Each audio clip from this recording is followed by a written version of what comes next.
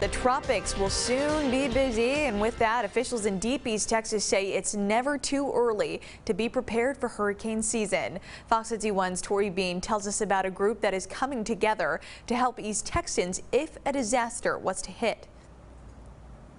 This is the 7th consecutive season that we've had a hurricane form prior to June 1st, which is the start of hurricane season. With hurricanes forming earlier, the National Weather Service is talking about moving the season start date to May. 4 of those hurricanes became major hurricanes, which the average is about 3. So we were a little above normal on hurricanes for last year, and that's kind of what we're expecting for this year as well. East Texas tends to experience flooding or tornadoes from hurricanes, but the after effects from the storm can be worse than the actual impact. In the past 4 years, we've actually seen more deaths from carbon monoxide poisoning and heat-related deaths after the storm than we have from the impacts of the actual storm itself. It is always best to be prepared early. Have a to-go bag ready, know where you need to seek shelter, and who to contact after. You want to make sure that you know your risk, because after you find out what those risks are for your home, the next thing you're going to want to do is make a plan. You want to make some kind of family emergency plan, because chances are likely that if you're in the moment, same thing with like a tornado. If there's a tornado coming towards our house and we're trying to prepare then,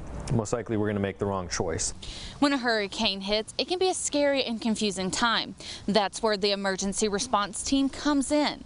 They're there to provide you with information on where you can get water, blankets, and other key essentials. What we hope to do at the radio station is just be able to give people clear directions on where they can get help and who they can connect to. The emergency response team was started in 2021 before hurricane season. KSWP and KAVX radio station in Lufkin formed the group to help communicate with the community about where they can receive help after a disaster. I think it's real important for the community to have a place or agencies where they can count on getting information. Easing the confusion and stress before and after the storm. Tori Bean, Fox 51 News. The Shreveport National Weather Service recommends you start paying attention to the forecast no more than 5 days out. That way you can have a plan to keep your family safe in case a disaster strikes.